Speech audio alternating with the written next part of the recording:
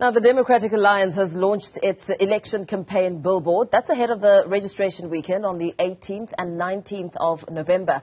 The party is calling on citizens to register and vote for change.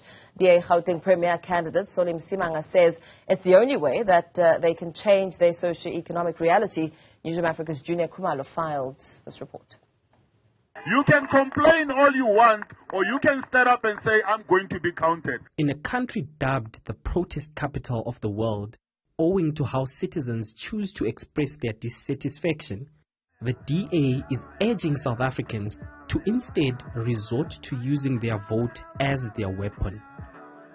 Gauteng residents make up what the DA has described as the bulk of the eligible but unregistered population that needs to exercise their right to vote.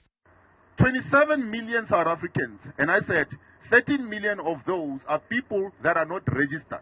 They are 18 and older, not registered. 14 million people are people that are registered, they are on the IEC, but are not coming out to vote. They didn't vote in the last election. So it makes 27 million people.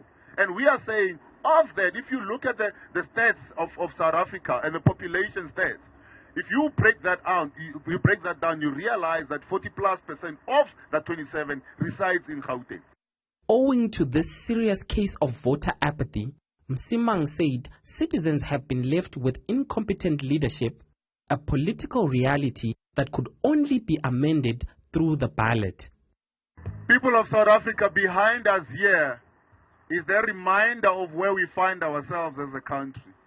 Behind us here are the things that we are saying needs to change, and it starts with your registration, it starts with your vote.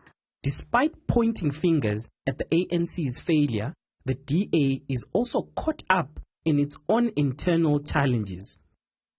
Party leader John Steenhuisen axed Caleb Kachalia from the party's shadow cabinet over his anti-Israel sentiments. Msimanga was quick to justify this decision, saying the DA was still an inclusive party for all South Africans and their diverse views.